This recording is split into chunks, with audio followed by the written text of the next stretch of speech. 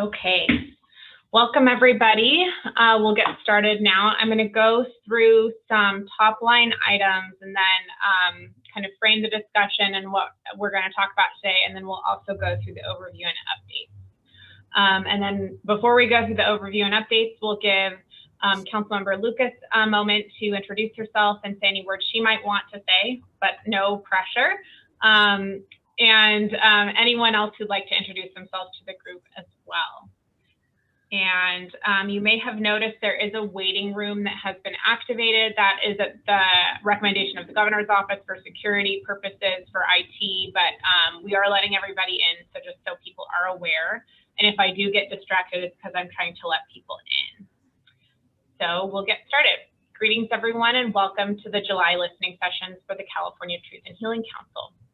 Monday was the Northern California listening session, with Central yesterday, Southern today, Eastern tomorrow, and a regular business meeting of the council on Friday at 1 p.m. My name is Christina Snyder, and I'm a member of the Dry Creek Rancheria Band of Pomo Indians and the tribal advisor for Governor Gavin Newsom. Before we get started, I'd like to acknowledge that the land I'm joining you from is the traditional homelands of the Patwin peoples. I'm now going to briefly walk through some of the logistics and preliminary business for today's meeting. First, we are recording this meeting, and it's available for public participation via Zoom and dial-in.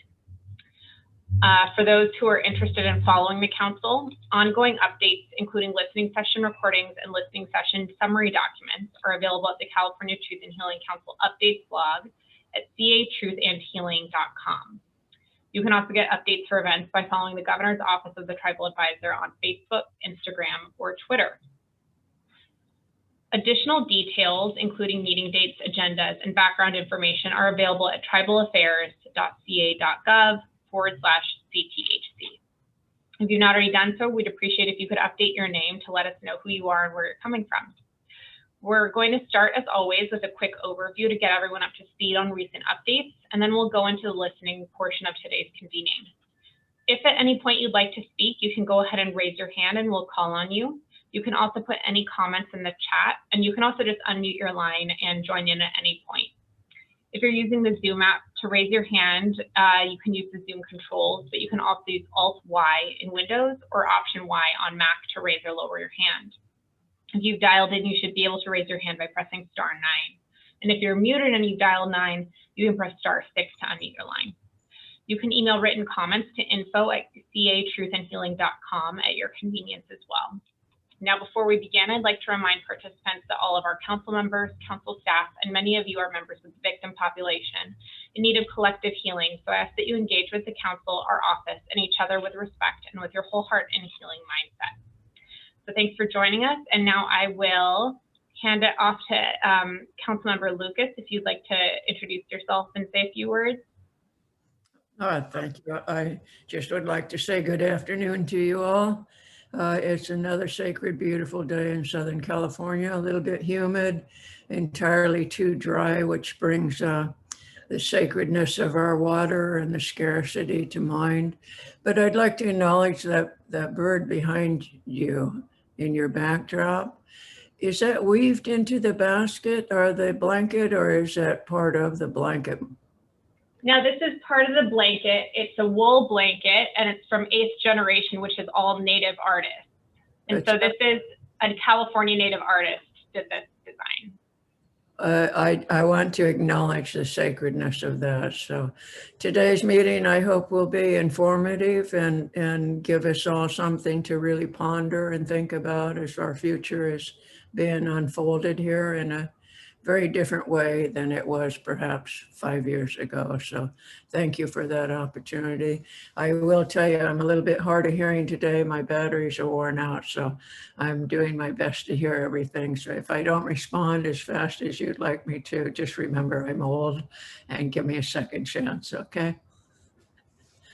Thank you, we appreciate it. And thank you for joining us and for your time, Councilmember Lucas.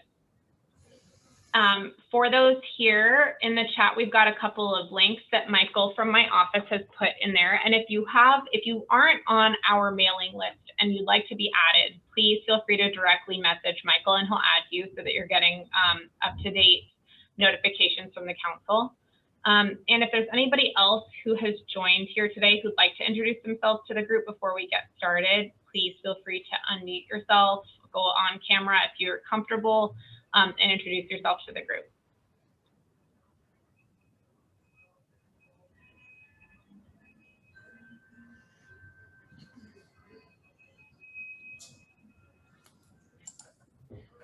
Hi, good afternoon, everyone. Thank you for having me here in this space. My name is Marisol Lopez, and my preferred pronouns are she, her, and hers, and I work as one of the Native American outreach counselors for California State University of San Bernardino. Welcome. Thanks for joining. Hi, everyone. My name is Julie Minardi. I am the Director of Government Affairs with Health Center Partners of Southern California. We are the consortia of federally qualified health centers, Indian health centers, and Planned Parenthood in San Diego, Riverside, and Imperial County. We represent 4 Indian health centers: Saquon, Southern Indian, San Diego American Indian Health Center, and Indian Health Council. So I'm here just listening and on their behalf of our members. Great. Thank you so much for joining. Would anyone else like to join in at this time and introduce themselves?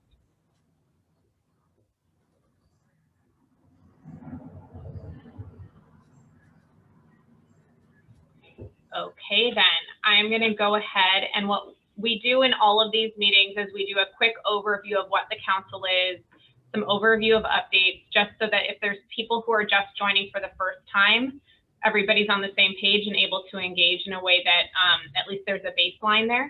And so for these listening sessions, pretty much the first 15 minutes of the presentation is just an overview, and then we get into the listening portion. So I'm going to go ahead and share my screen at this time.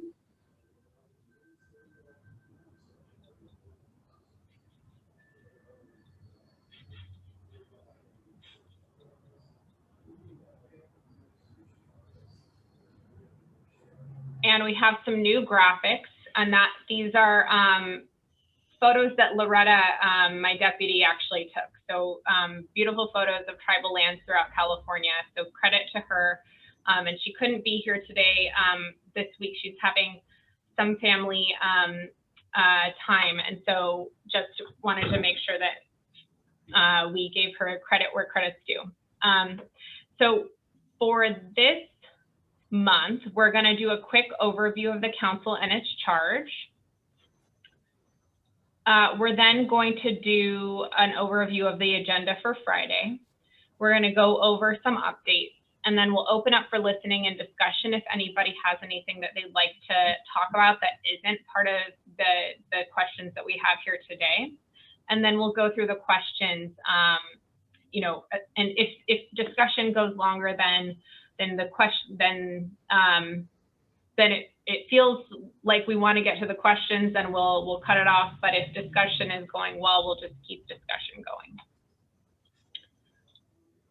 So the Truth and Healing Council is a council made up of representatives from California Native American tribes charged with bearing witness to, recording, examining existing documentation of, and receiving California Native American narratives to clarify the historical relationship between the state and California natives in the spirit of truth and healing.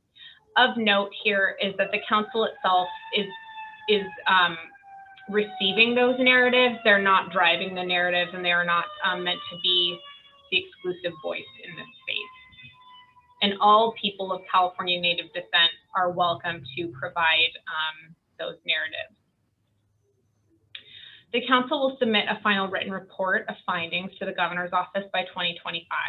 The final report should reflect a holistic understanding of the historical relationship between the California Native Americans and the state, and can also make recommendations aimed at reparation and restoration, and consider how to prevent similar depredations or policies in the future. The council is organized under a charter and is made up of voting members and non-voting members. There are 12 voting members from each of the 4 regions, with 1 seat for a non-federally recognized designee in each region. The council welcomes and encourages all available methods of public participation, and participants are encouraged to attend and observe all meetings of the council, submit written comments, make oral statements, participate in interactive dialogues, panel discussions, and informal meetings, organize and host affiliate events on issues relevant to the work of the council, and join the work of the subcommittees. And so in this space, we've had a couple of listening sessions and a couple of meetings where members of the public are asking basically when and how they can engage, and the answer is that whenever and however you want to engage, you are welcome to. In the actual formal meetings, there's public comment periods for every agenda item, so they're a bit more formalized, but that's kind of a product of doing business over Zoom, where we kind of haven't had to have an imposed order on things. But I think when we start meeting in person, we'll try to have it be a bit more open so that there's more collaborative dialogue as we go through the meeting.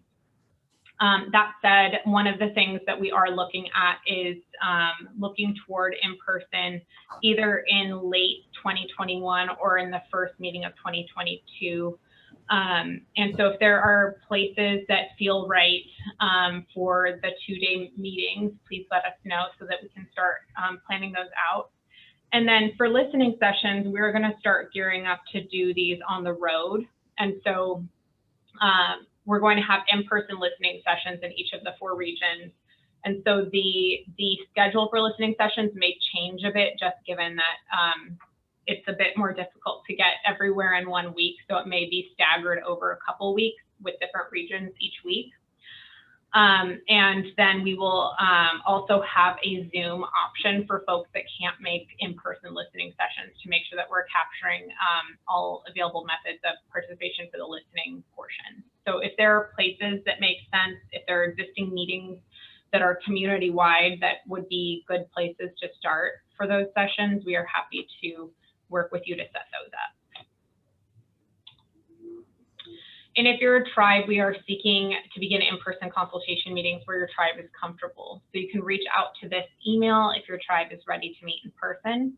We're also flexible about the method and mode of meetings. And so we will be recording meetings and transcribing those. And tribes, and that's just for transparency. So if there are things that tribes don't feel comfortable sharing, if there are things that elders don't feel comfortable sharing, they don't have to share them. This isn't a mandatory thing, but just so people know that it will be recorded and can prepare in that way. We're also happy to have conversations on the front end just to get an idea of how your tribe would like to engage or how your community would like to engage, and what is you know, the easiest way to do that for you and how we can help. And so we're happy to set up calls or Zooms to do those meetings as well. And then outside of tribal consultation, the council and tribal advisor are also available to meet with Native American individuals, organizations, and groups at their request. The council is currently meeting on a monthly basis, and it's going to continue to be virtual until we get to a place where the state has waived the virtual, the ability to do virtual meetings, or until the council decides that it's done with all of the kind of paperwork business and would like to start in the quarterly meeting setup that it's supposed to be in. So we anticipate that at least probably through the fall, meetings will be virtual, and then we will keep people posted on whether we end up pivoting from there. The dates for this year are this Friday, August 20th, September 17th, October 22nd, and November 19th. And then December, we'll either do a short break or we'll then revert into the quarterly meeting schedule that is December, March, June, and September. The meeting agenda, again, for this Friday is lengthy, but we have restructured it so that we can get to some of the items that have been tabled for a few meetings because we don't want there to be, we want the council to be able to discuss them. And then also we need more time for some of the drafts as well for the council to consider them. So we'll do the regular openings, approvals of minutes, and then we'll get council member updates if there's been any community engagement. We'll also then have public and community engagement input and input updates. And that's really, we have that always at the back end, but it's really where we would do an overview of what we discussed in these listening sessions. So any council members or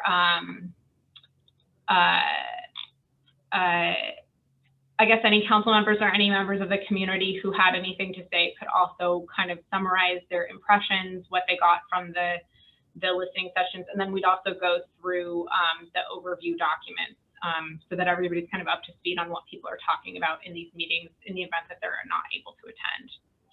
We'll then go into the subcommittee updates, which will include an update from the Youth Council, the Academic Partnerships Council, Subcommittee, and the Funding Partnerships Subcommittee. And then we will have a discussion of committees that have not yet been formed. So there will be a discussion on the issues of status and identity and how to address that. And that would be, you know, folks that are disenrolled, folks that lack recognition, and kind of how this council wants to approach that. And then education, which could be split into K through 12 and higher education, but also may have some overlap with the academic partnerships subcommittee, so they can have that discussion then. And then potentially an elders, basically advisory body to inform the work of the council. And then any other committees that the council thinks should be formed at this time. Then if we're able to get to it, we'll go back through some of the drafts on public engagements and public relations guidelines, code of ethics, and respectful engagement.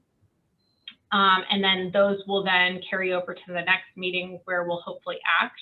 And then we'll talk about next meeting date and topics and open for public comment. As always, public comment will start at 3, regardless of where we're at in the agenda. And then the rest of the items will be tabled till the next time. And public comment will go as long as either until 4 or until public comment is done. So updates. As I mentioned in previous listening sessions, the budget impacts and outlook of COVID-19 required a lot of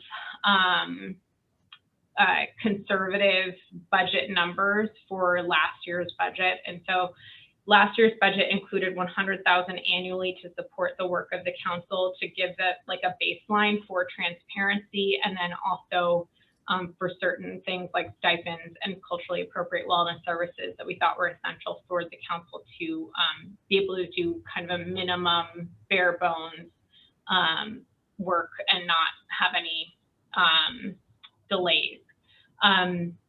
This budget includes an additional $350,000 annually, and that has been signed off now, and that's to support the work of the council. And those funds will go to research, compilation, and consolidation of all known resources available within the State Library and Archives, compiling and composing the report of findings and recommendations, and then council and office travel for consultation meetings and subcommittee work. So that's all in the process of starting to happen. And so this is why we're kind of asking about 2 different types of folks to partner with on basically research coordination, but then also report writing.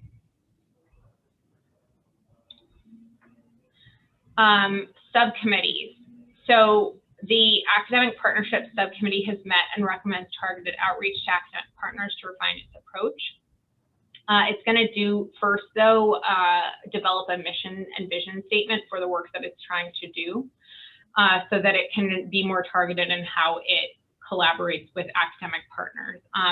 The discussions the subcommittee is having are around, you know, they need to kind of know what the scope of their work is going to be, or of the council itself, so that they can figure out how best to rely on and loop in academic partners. So what they're going to do is also meet with the State Library and Archives in the next several weeks to assist in scoping the work of the council. And that part is they want to take a look at, sorry, I can't see everything. So it looks like there might be some stuff in the chat. And Michael, if you can see it and it needs to be read in, please let me know, but I can also get to it in a second. But so they're going to meet with the State Library and Archives to see what are the actual, what's in there. And if there's a ton of stuff in there, that will inform how they engage academic partners, like potentially seeing if we can get fellows to work through and digitize those materials, get an idea of, whether they're relevant to this council's work, and then help shepherd that. The Youth Council Subcommittee is met and seeks additional community engagement to address outstanding questions. And that really is just, they're going out now too into the community, and both committee members are talking to different youth groups to see how they want to engage and how they want to move forward. And so they're still kind of in that preliminary process of going to different convenings, different conferences, and figuring out how they want to structure that youth council. And then the Funding Partnership Subcommittee has been staffed and will meet with the council's funding partner organization. Our partner organization is planning on getting someone full-time who can manage this project full-time from the outside, and so that there will be some on-the-ground direction in terms of communications, outreach, and also pulling in other partners outside of the state umbrella. Other subcommittees that are currently under consideration, and these are all on the agenda, are those regarding disenrollment, recognition, elders, education. And now I'm going to open up if there are general comments, concerns, discussions that folks wanted to talk about that are outside of our questions. And then if not, we'll go into the questions. I'm going to stop sharing. Oh, great. Okay. So one of the things before we get into open discussion that has been brought to the council, just for clarity for everybody here, is that folks would like the council to take a look at the impacts of the legacy of boarding schools in California.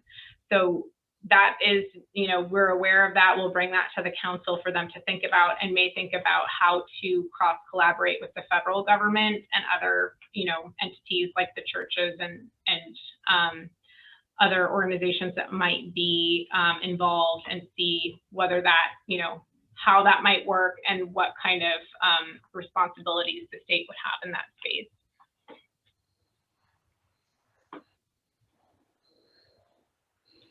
But again, if there's any open comment, any questions at this time, I am going to mute myself and give you a few minutes.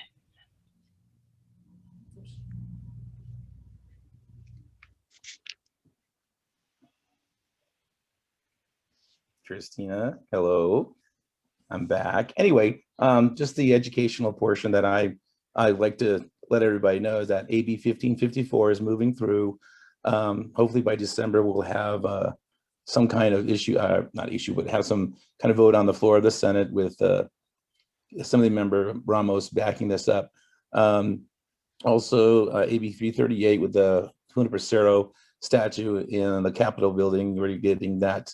Assemblymember Ramos is getting that issue settled in terms of not having the statue there any longer, and having a local tribal icon put up somewhere in the Capitol building. Also, Marisol, who joined us from Cal State San Bernardino, is I invited her to come and listen to us.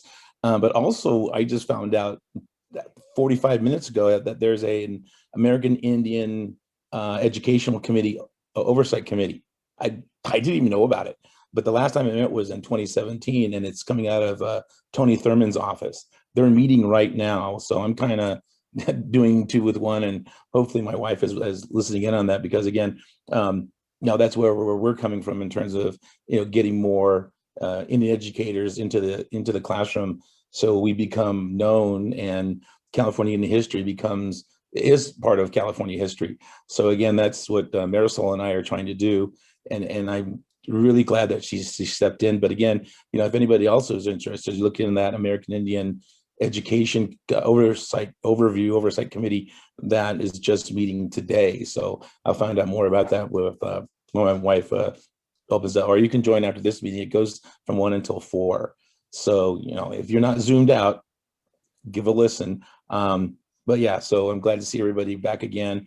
And that's so far what's going on with education. I might have more tomorrow looking at this American Indian Education Oversight Committee. So thanks, Christina. It's good seeing you again. Take care, everybody. Thank you. Good seeing you. And I'm looking to see if I can find a link for that as well.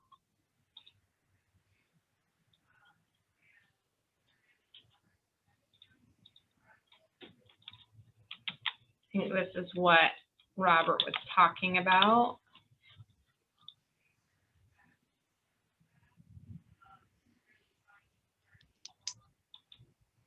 And there are quite a few members from a lot of different tribes, it looks like, not not just California,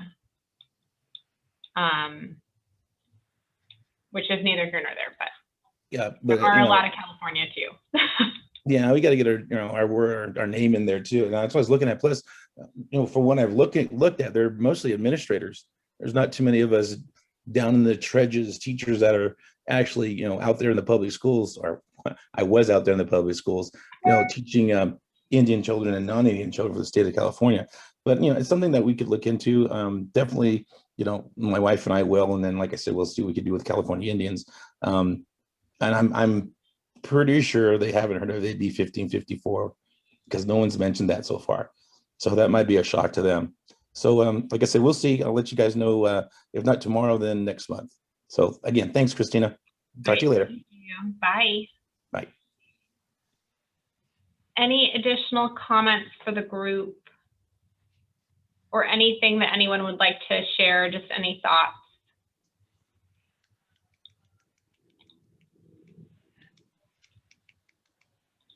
Okay, then I'm going to go through our questions. And as folks kind of think about them, please feel free to jump in.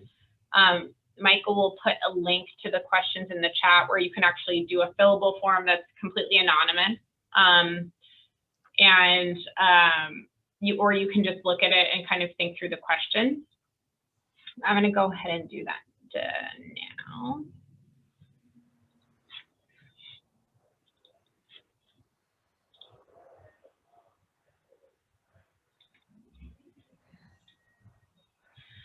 And I'm going to go backwards because sometimes we don't get to the last questions. And so I want to start with those.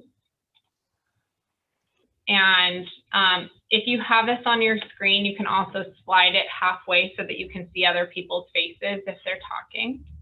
And so I'm just going to go through the questions on funding partnerships first.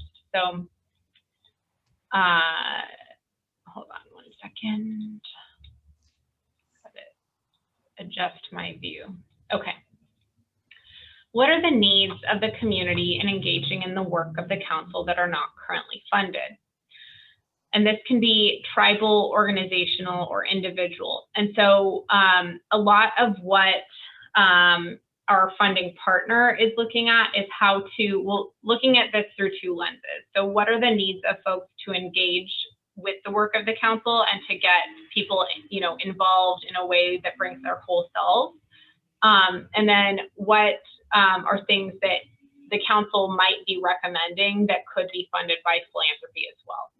So on this piece, this is, for tribal, if your tribe potentially doesn't have a travel budget, that might be something that your tribe could tell us, like, hey, we would love to come and engage. We want to come regionally, or we want to come to the listening sessions, but we don't have a travel budget. It's really difficult to make this work. That's something that would be good to know about so that we can pass that along to our funding partner who is working with philanthropy to help create the capacity to meaningfully engage in this work.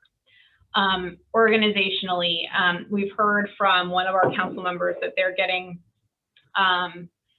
some engagement with folks that are concerned that because this is, the big new thing, that it's going to pull away from other initiatives that are already struggling to get funding. And we, the council, we definitely do not want to be doing that. All of those types of organizations and efforts are things that are actually aligned with the council's work. And so if there are things that your organization might need to build capacity to be able to do things that help restore tribal nations, help restore Native people, help restore wellness, those are things that we would want to know so that we can help amplify that with our funding partner. And then if there are individual needs, you know, if it's difficult for you to engage with this without having some sort of wellness support, any sort of, you know, community support systems, travel budgets, stipends, and the like. If you have to take time off work to come and engage with the council, we'd like to know that as well, so that both we can structure the council in a way that makes it easy for people to engage, but that also where there are gaps, that we aren't missing out on voices because people just can't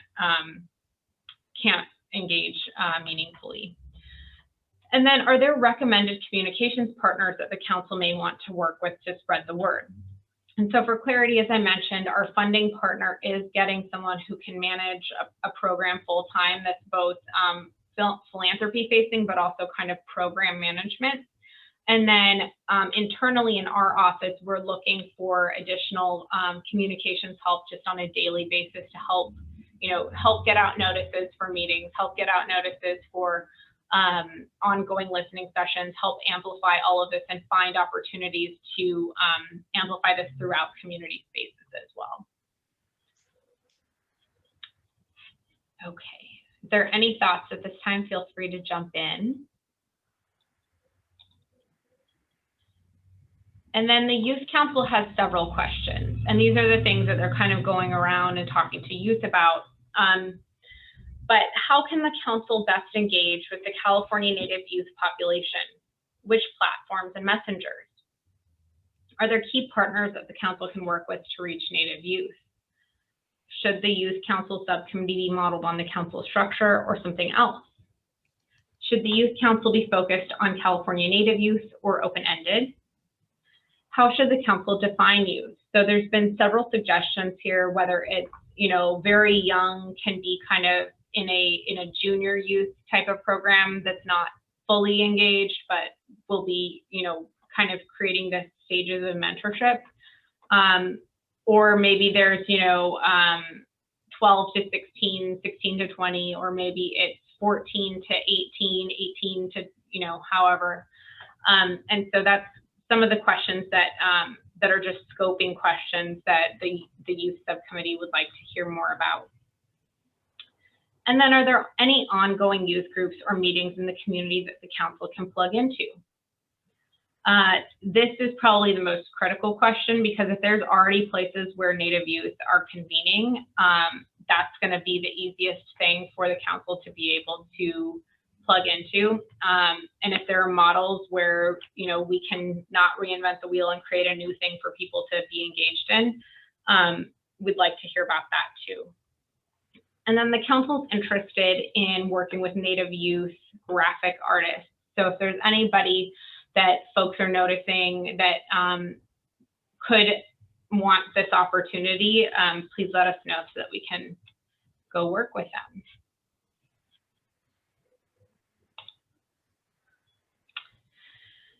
The Academic Partnerships Subcommittee has these questions as well.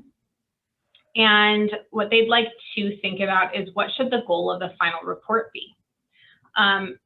For clarity, the final report can be a couple of things. It can be one thing. It can be, you know, fragmented. And so some of the things that they're thinking about is, you know, if this is a report that is focused on policy making and creating statutory change, creating administrative change, that's a certain kind of report that looks a certain way and has certain language.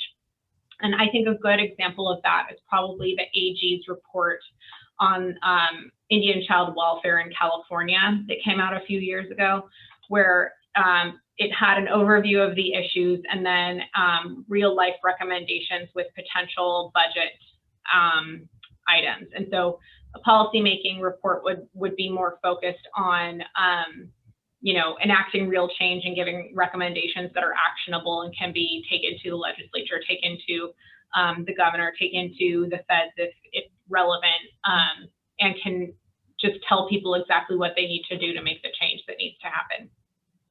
If the report, though, is more of an academic report that's meant to shift the way that we capture history and incorporate Native experiences, narratives, and values into how we talk about a historical moment in time, then that's also a different type of thing. And so it can be both, because it probably should be both, but that's kind of what they're thinking about. And tearing off that, they are wondering how to frame their research agenda. So knowing what the goals are, and then also what the scope of the council is what's going to help them frame their research agenda and figure out who exactly they should be engaging to help amplify and do this work. And then how can the council be most inclusive in incorporating research and narrative into this work? Are there preferred academic partners the council should be speaking with, or preferred models? And with this question, the flip side is also a relevant question, and we can talk to people offline about that. If there are academic partners the council should probably not speak with because they have a history of being divisive within the Native community, or a history of being extractive, we'd like to know that as well. And then how should the council archive testimony received? Where should that data and information live? And so we've gotten a lot of good feedback already on this, but also part of this question is, how do we ensure that the data and information doesn't get lost, and that it has long-term shelf life, but also that it doesn't just get put on a shelf and nobody looks at it again. So usability, longevity, and then also making sure that things that are more sensitive are guarded in a way that makes sense. The one thing that that the council heard from the Maine Wabanaki Truth and Reconciliation Commission was that they were very thoughtful about where they archived and stored their data and information because of the state's historical lack of respect, extractive behavior, awfulness generally. And so they actually ended up working with an academic partner to house all of that. Sorry. I did a click in the wrong place. And so that was something they thought about. And then, are there higher education serving community organizations or conferences that the council can plug into? And so aligned with all of this is we're creating kind of listservs for targeted subcommittees. And so if there are higher education serving community organizations that you know of, or conferences that the council can just easily go and speak to people at, they'd like to know that as well.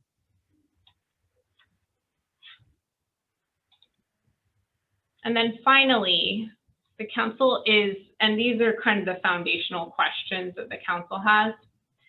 The council's charge is to receive, examine, and report on the history of the state's negative actions towards tribes through the Native lens and experience, and recommend remedial measures that can be taken. What early state actions should the state be most accountable for from the Native perspective?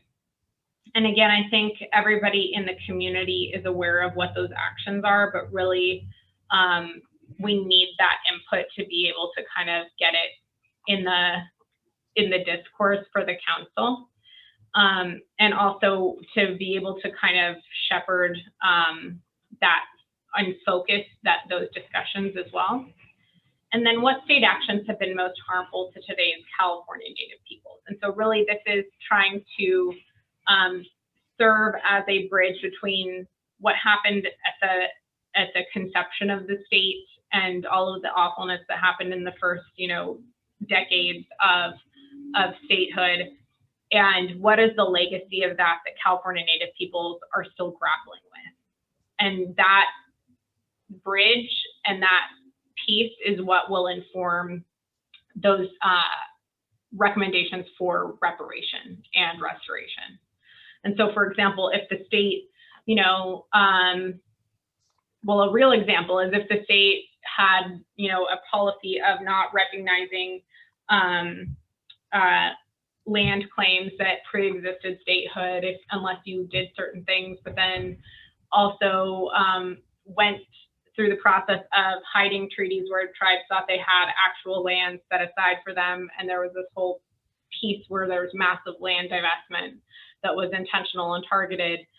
That's something that tribes are still dealing with. And so that's something that is, you know, you can draw that line pretty clearly, and it's something that could actually inform how we address these early issues that happened in, you know, centuries later. And then, are there community organizations or conferences that are aligned with the council's work that the council can plug into? And so we know about the genocide conference that happens every November. Are there conferences like that, even if it's, you know, subnational, international type of things, whether it's other states that are focused on other things? I think anything is a resource for the council. So we'd like to hear about those suggestions as well. So I'm going to stop sharing at this point.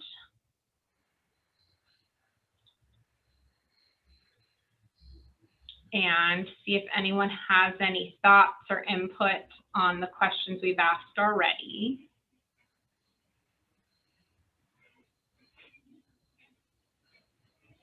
Or any ideas about how we can get more folks to participate in the virtual listening sessions. We're open to that as well.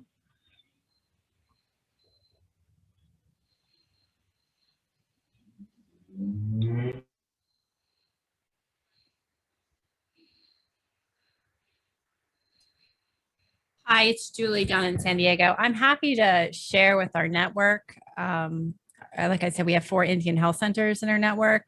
I've shared this information with them, but I see that we have a small group here today. So any materials, you know, PR materials, anything like that you want to send my way or share with us or point me in the right direction so then I can share it with them so their staff and their clients and their communities can attend. I'm happy to do that. Awesome, thank you. And are there any, you know, we had an earlier listening session suggestions about, you know, going to think, you know, big times, powwows, other community gatherings that are happening as we sort of go into a more modified economy. I think if folks have ideas about how the council could engage in those, we would be very open to doing that as well. I think we have several folks throughout state service that would like to assist with this effort, and that might be a good spot for them to just go table in person at those places so that we can get the word out as well. But if folks have ideas about other gathering places, we'd love to hear about that too. Hey, Christina, it's Robert again. Hey, I just found out there are a number of American Indian education centers in the state.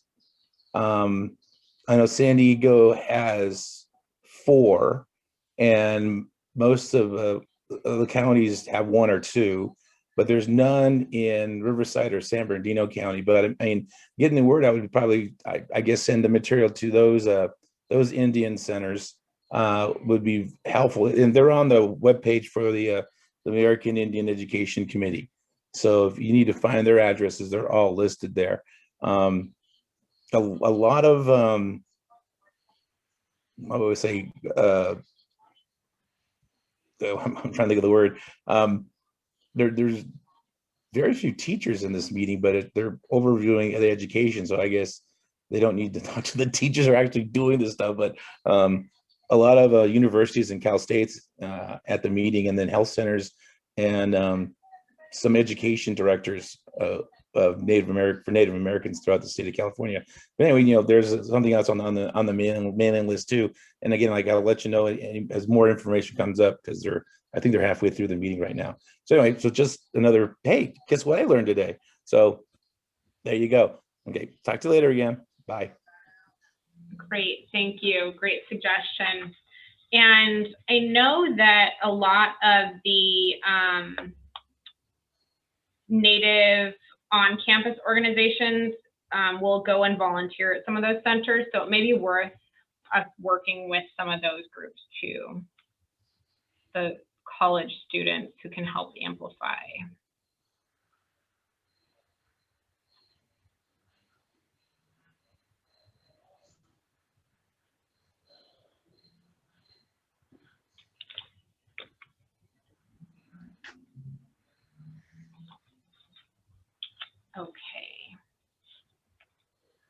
I'm gonna pull up, not so folks can see it, but some of the responses we've been getting to these questions in case folks have thoughts.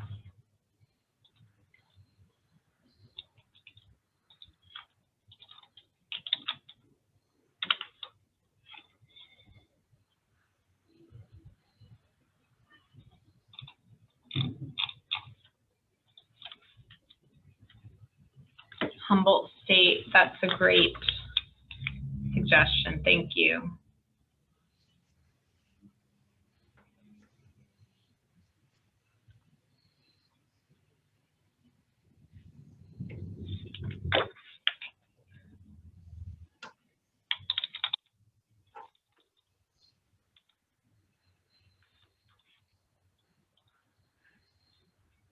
And I think really one of the critical things, you know, above kind of everything that the council would like to know more about is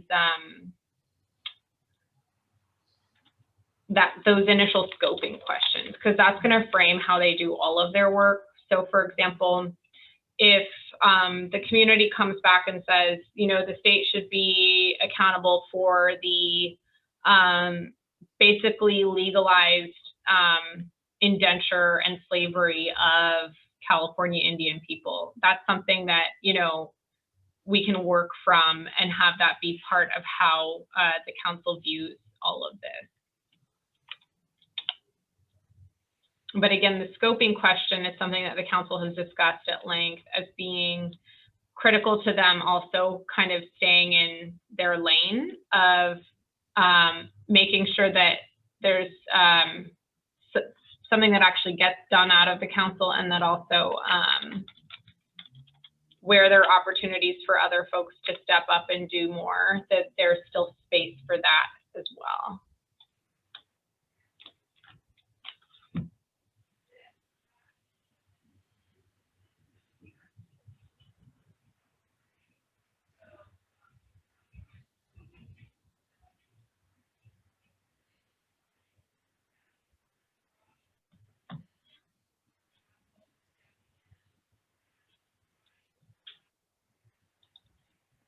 Okay.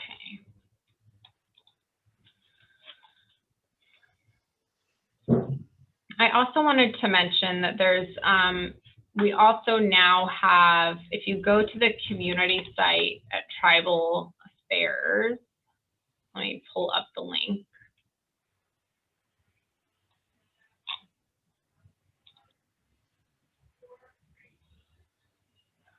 There's all of the information on past listening sessions and overviews.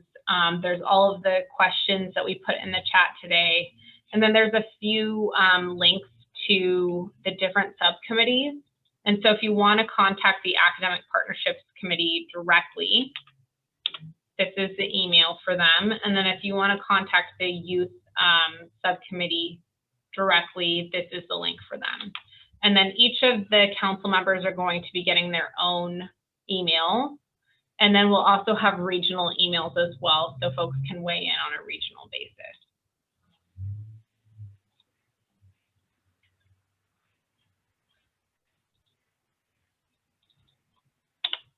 Okay. So these questions in the fillable form are kind of ongoing as well. And so for this question on what early state action should the state be most accountable for, we had answers like Public Law 280 and the lack of training for state government employees on Public Law 280. And part of that, I'm going to assume, is that there's funding gaps that were created, there's responsibility gaps that were created when Congress delegated authority under Public Law 280. And those are things that this council should examine. Genocide of Native people, destroying culture and language through slavery of both children and adults, state authorized bounties, forced boarding school attendance, and theft of land and destruction of food sources.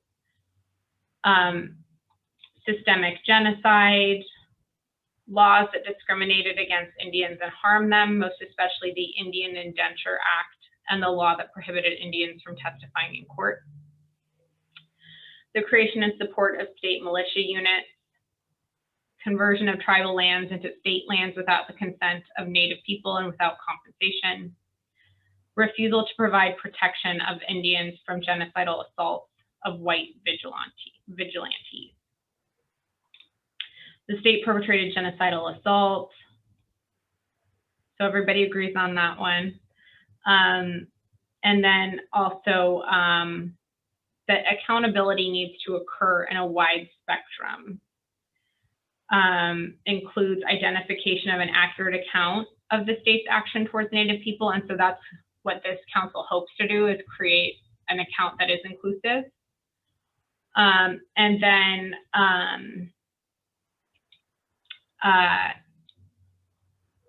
then integration of that account into public education. It includes not only dishonorable history, but the complete disregard for contemporary Native and tribal existence. So that's a lot of, I think, what Robert's been mentioning lately, is that there's just zero awareness. And if we don't have that awareness, we can't go anywhere. And so we need more educators. We need better education systems so that people are aware of and consider California Native people as they are.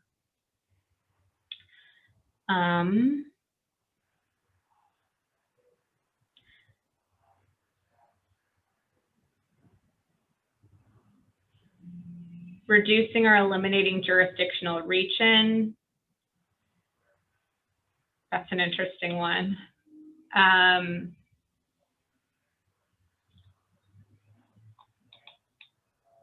then what state actions have been most harmful? And then there's some repeats of the first, but that this has really led to generational trauma. Loss of traditional values, and adopting a culture that is not inherent. Resistance to ratifying the 18 treaties, neglect and wholesale takings of Native children into the state CPS system, Public Law 280, and the state university system is systemically excluding California Indians in favor of people from other states. Failure to partner with tribes and Indian communities to address issues on a regular and ongoing basis. Council should consider canvassing all state agencies to identify existing activities relating to Native populations and tribes. Agencies should look at all of their programs and identify if there's an opportunity for partnering with tribes, and if not, what barriers to partnership may be. And then the council could identify recommendations each year that advance truth and healing, but are not dependent on a report or new funding initiatives. Let's see.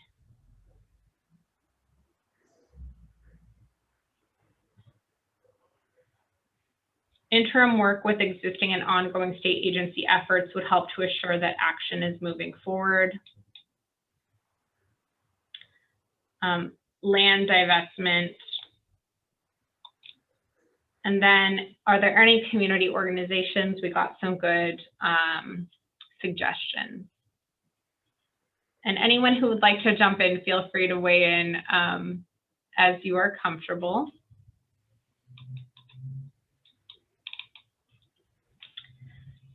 For academic partnerships, the suggestion of what the goal of the final report should be includes unity among Indigenous people, to bring truth regarding the history of California. Oh, go ahead. You have a raised hand. Sorry to catch you in the middle of your sentence there. Yeah, I just wanted to know, I did put my email address in the chat to Michael directly, but if you can send me information regarding what you're looking for in partnerships with academic institutions and even possible facilitation of, like, for meetings, space, that way I can discuss it with my higher ups and get the word out and see if we can work together on something. That would be great. We would love that. And I think especially as, I don't know where do you have a lot of in-person right now? No, so I actually go back into the office in person on Monday, and a lot of our staff has been slowly repopulating into the office, and will actually be open with students coming on campus the first week of August. Oh my gosh. But there's still going to be a lot of online sessions being held for those that are not comfortable. But it's not a complete 100% repopulation yet of all the students. But so then do you have kind of the ability to do hybrid type of meetings where you're able to both stream to online students, but also have in-person? So currently that's what they're giving some of the students, the option, some online classes or come on campus. Okay, because I'm thinking, you know, as we start thinking about convenings for things like this that are inclusive of people who want to join from home, but also, you know, people who want to be there in person, I think having that kind of ability to do that would be important, I think, to the council. I agree with you. I think that's kind of the new wave of the future. It's opened up a lot more opportunities for others to join meetings, having the virtual capabilities. So yes, I'm definitely not techie, but we do have an IT team that I'm sure that can help us with that. So we can definitely further discuss that. Awesome. Well, you offered, so we will take you up on that, and we will reach out to see if we can coordinate something. Yeah, we're located in San Bernardino County, so pretty centrally located. And yeah, if you send over the information, I can review that with our director and kind of get the ball rolling. Great. Thank you. We appreciate it. Additional comments, input, suggestions for places to meet.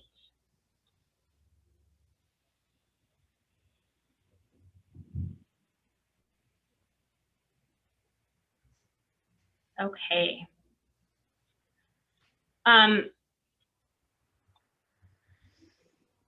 Other goals of the final report, to bring truth regarding the history of California Indian history through accurate and honest curriculum to K-12 students, as well as college and university students. To lay out a plan to restore California Indian communities, cultures, and cultural sites. The final report should clearly describe the harm caused to Indians by the state with as much specificity as possible, and then recommend state actions that would compensate Native people for this harm, and also recommend state actions that would heal the fraught relationship between Native people and other Californians. The state should represent an accurate account of Native experiences in California, as well as the contemporary circumstances of Native people, clearly communicating distinctions between different statuses and folks that self-identify based on cultural or spiritual affinity. To focus on the present day nexus between the state and tribes and increase benefits and respect for jurisdictional and economic regulatory authority for tribal governments, agencies, and nations. And then how should the council frame its research agenda? Native American civil rights, the rights of the individual and what they go through as a Native person. Reparations focused is another suggestion. So addressing issues of land back, missing and murdered Indigenous women, parity, acknowledging and bringing healing to those suffering generational trauma, and assisting in cultural restoration. The council should focus on retrieving information from primary sources, Native sources, much of which are contained in unpublished accounts by early day ethnographers. It should be multifaceted: historical, legal, political, cultural, spiritual, contemporary health and safety challenges. Basically who we are, what we have been through, what needs healing, and what can be done about it. And then more information about the political distinction of tribes as well. Okay. And then How can the council be most inclusive?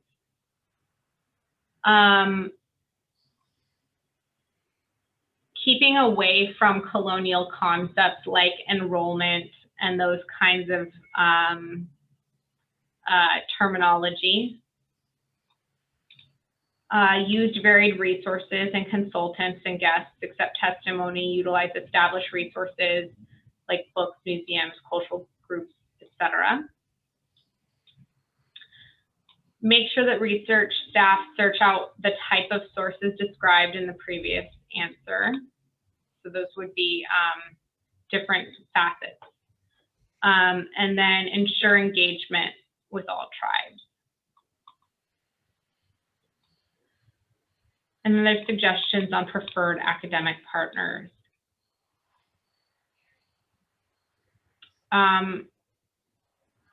Suggestions on how archives should be kept. Several suggestions on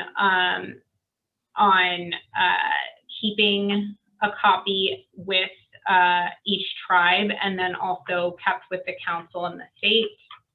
University and public libraries and tribal offices should be offered copies of all non-sensitive information, with sensitive information being sequestered, which again, that may require some legislation if that's what we wanted to do.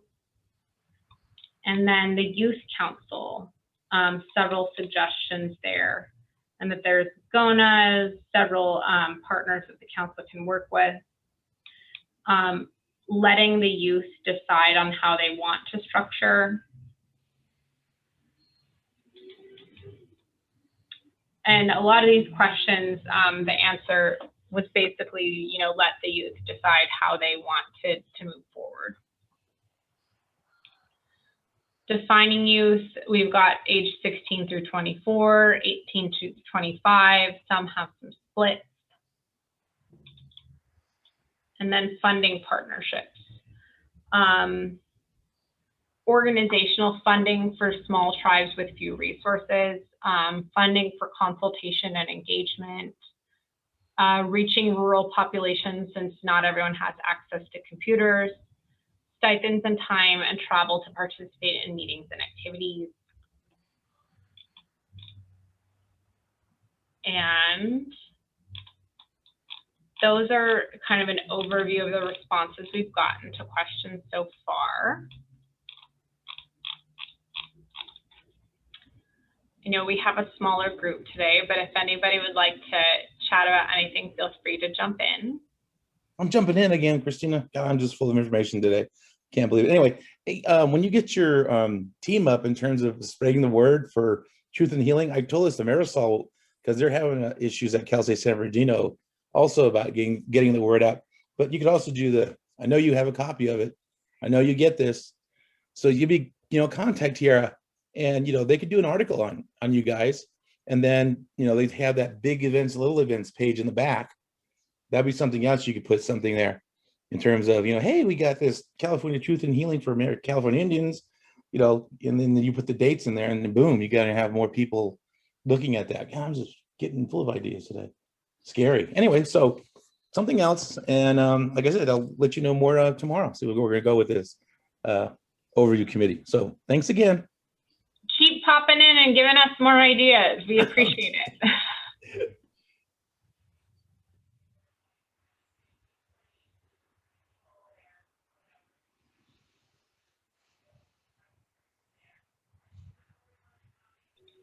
Okay, additional comments, questions, feedback, feel free to unmute your line and go on camera.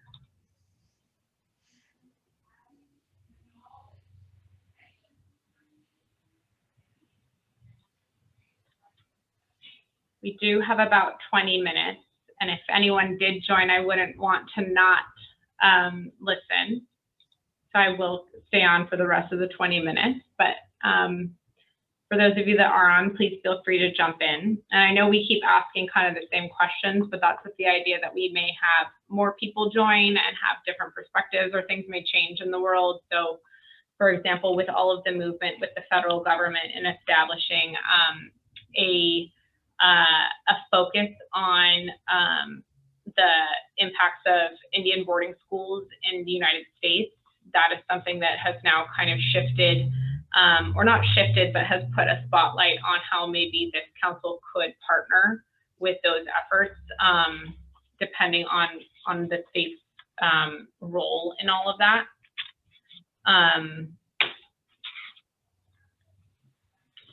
So just please feel free if you have any thoughts to jump in at this time.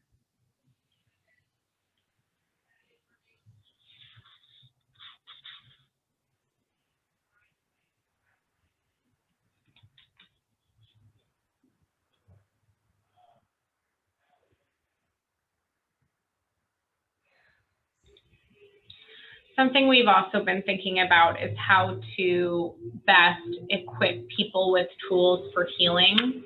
So we do have some budget to contract with wellness practitioners, folks that do that provide psychological services, but even artisans, if that is something that would be helpful for folks to help process.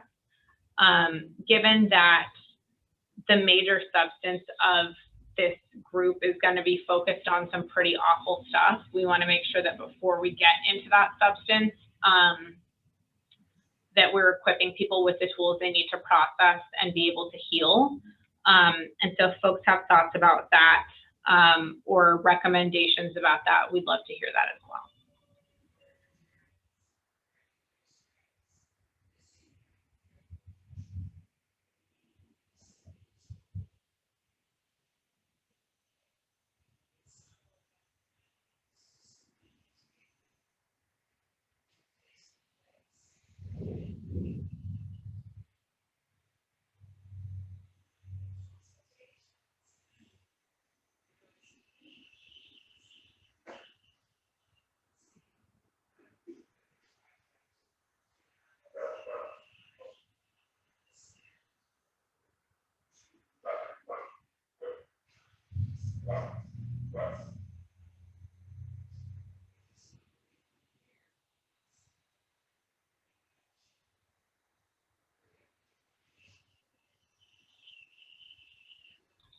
One thing that I think would be interesting for this group, one of the suggestions that we got in the feedback was to make sure that there's kind of ongoing updates about some of the things that are aligned with this council's work that are moving. So one thing that happened in, well, there's some legislation that was just passed that included tribes as eligible entities to be excluded from surplusing priorities for local governments seeking to transfer land. Not something that's kind of a big deal for local governments that are seeking to do land transfers. Eileen, did you want to weigh in on something? Yes, I have. My name is Eileen. I'm Como. My family was from Yokale and Robinson. I was wondering about the closures of the prisons and what's going to happen with them. That DBI in Tracy, California is going to be closing maybe possibly by September. There's also the one in Lassen County. Can the land back, the facilities go back to the people, the original people? Can the facility be used to house the homeless, native and otherwise? Everything is there. I mean, they housed 15,000 inmates, right? There's kitchens, there's showers, there's courtyards, there's conference rooms, there's everything. Can we utilize them somehow, give them back to the people? I also work for the state of California, and I just listen to everything that, you know, I work for the state of California, and I also became a DLC president for my district. And the SEIU just went into new executive boards and everything, so everything is changing. We also just started a Native American state employees for union rank and file members, and I have the whole state I would, when I'm trying to, the president right now, he doesn't want to go for these things, but I say, just don't give us no money. I'd just be happy to utilize the name and get the, people and work, because I know the water board, I have one of my friends who works at the water board was telling us about the name changes of the waterways. I have people in San Bernardino, all across the state.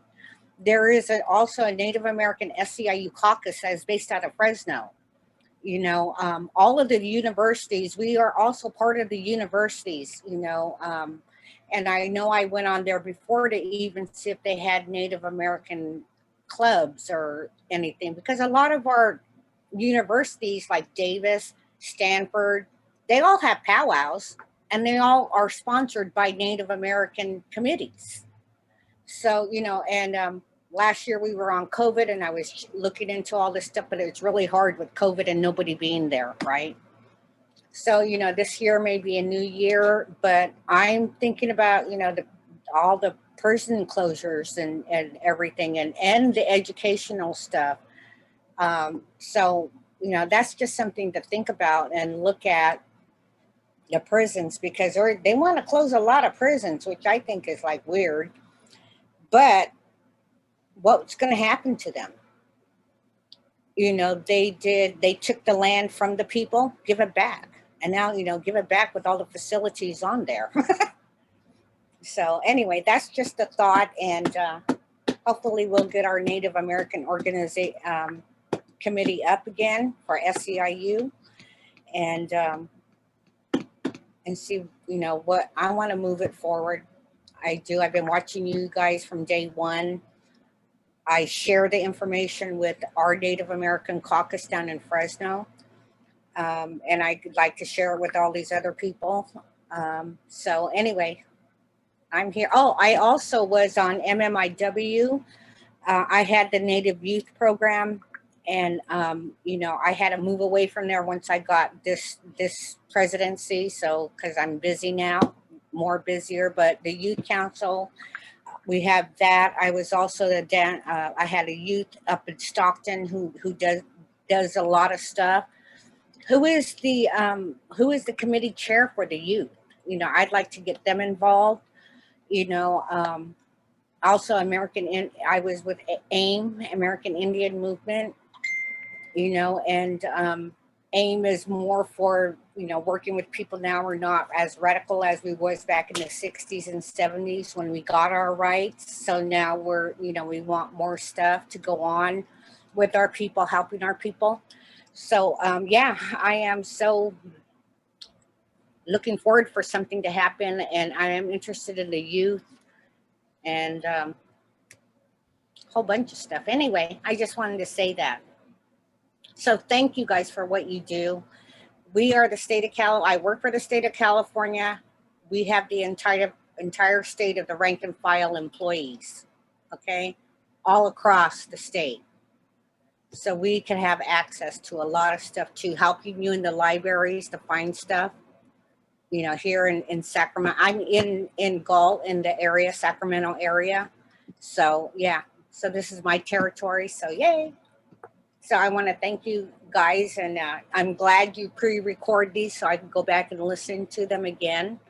So anyway, you guys keep it up. I'm looking forward to running with you, and thanks. Great, we really appreciate it, and we appreciate your joining us.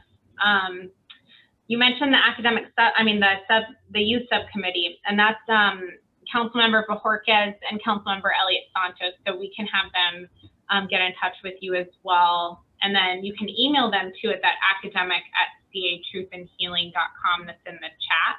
Okay. If you'd like to engage. And then on the prison closures, that's a wonderful point, and it's something that is actually subject to the governor's ancestral land policy that he put out last year. Mm-hmm. And so on some of the pieces, they are actually starting to go through the process of tribal consultation with local tribes to see whether they might want to take on ownership. So it's kind of a touch and go, and is definitely happening in that space.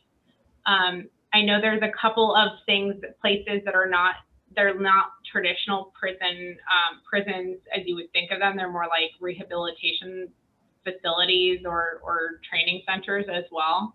And so those are also kind of going through that process too. But, you know, if there are places where you think we should be focused on, like you mentioned, 2 of the prisons just now, which we can proactively look into, we'd love to hear more about that as well. But really appreciate it. And then you mentioned too, because I know there's a lot of folks that are in Sacramento and are in certain areas.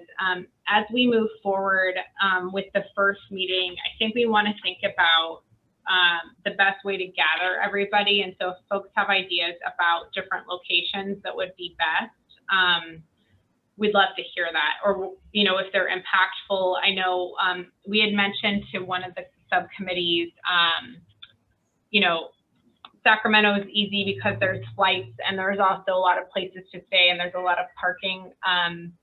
So we could do something here, you know, that would maybe incorporate kind of the origins with gold and all of that with Southern's Fort and all of that. But I think we're open to anywhere that feels like it has some meaning.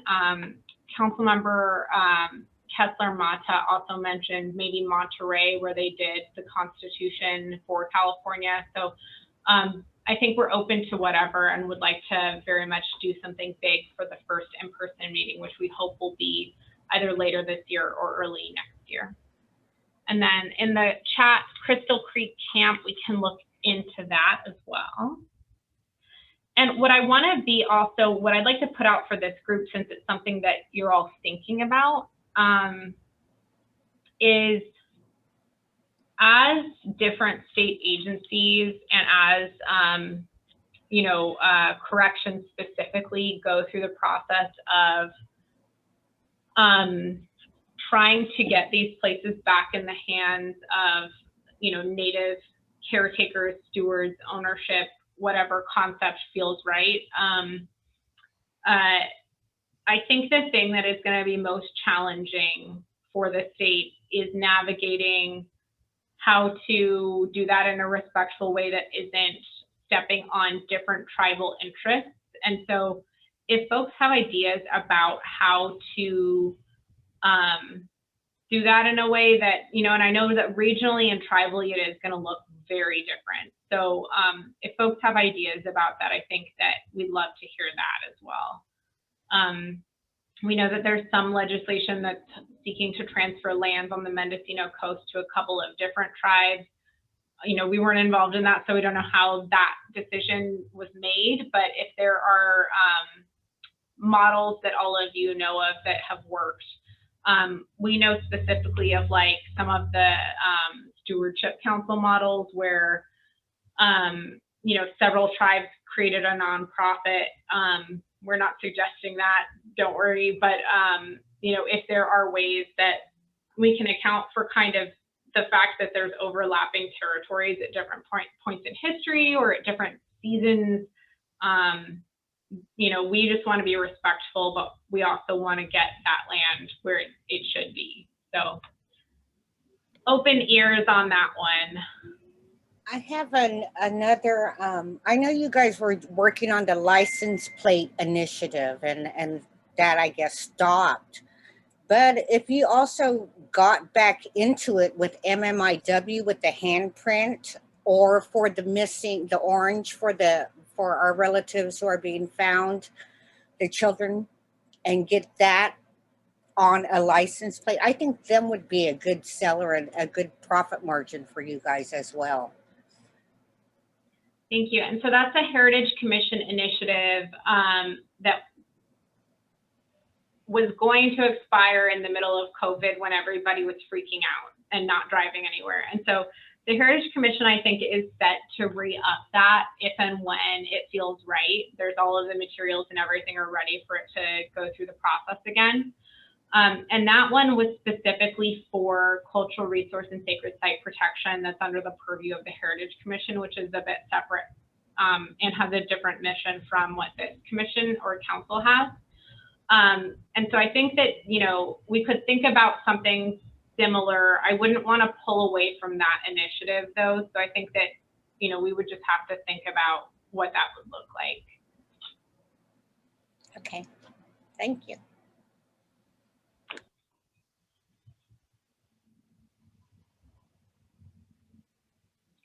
Additional comments, questions, concerns?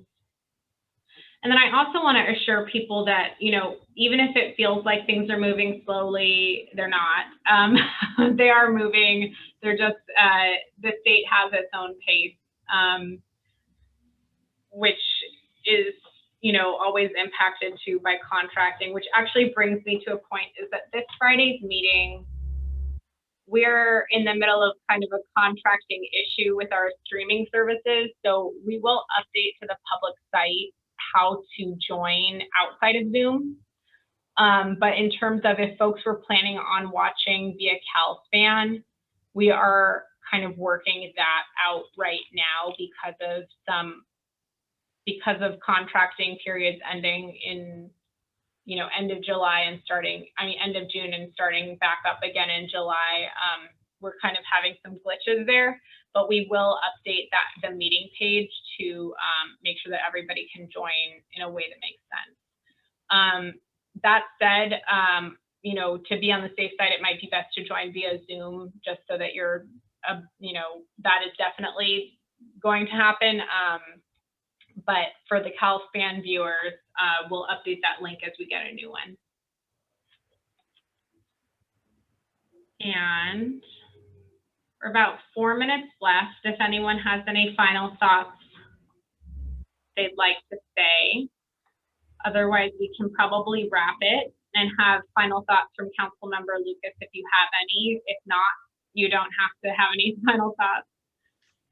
I think I'd like to share a couple of them. Number one, it's been interesting to hear from folks. I always appreciate that. And hopefully I learned something from that.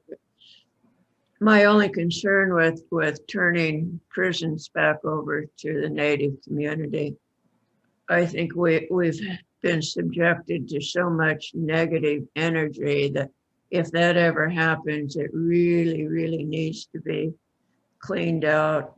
So if there's any lingering negative spirits or energy left from that type of an environment, that we don't subject ourselves to it. The idea would be to improve such environments. The other thing is, you're talking about land. There was a newspaper article that was brought to my attention last week about the geologist professor at some university who went to Bishop and molested the rock art over there, and he only got a $25,000 fine. And I don't have all the particulars on it, but that type of stuff bothers me. Number one, I remember taking an art history class and I had to write a paper, so I chose to write on primitive art. You know, some people don't like that phrase, but I like it because it implies the original people. And when we're dealing with primitive art, we're dealing really with honest, pure creativity. So I don't know a whole lot about rock art, but I would suggest that all of that is pure creativity and the way our ancestors wrote our history in the rocks. So I had an occasion to make a site visit with San Diego and Zabrego State Parks archaeologists. One archaeologist to thousands, if not millions of acres. We're in a real drought down here. The fuel is building up around bedrock milling features. It just seems to me that there should be some initiative looking at these situations and seeing if we can't get those lands under control to the Native Americans that are within those living areas. Number one, to get the fuel off of that, because even the federal government is very slow and doesn't want to do anything unless they can get a contractor, liability issues, all of that. So all of this stuff becomes very complex and complicated. But to me, it's at the root of our culture ingredient, and it's something that I think we should look at in depth and do what we can to protect it. I think BLM and state parks and Forest Service are all in the same pitiful category, where one archaeologist to millions of acres, and they're always the excuse of budget, no people, and it's just a disaster because as far as I'm concerned, we have an obligation to protect those sacred sites as well. So that's just a thought listening to what different ones have brought up today. I hope that's helpful, and thank you for the opportunity to share my thoughts. Thank you so much. We always very much appreciate your sharing. Thank We you. always learn something new from you, so very much appreciate your time today.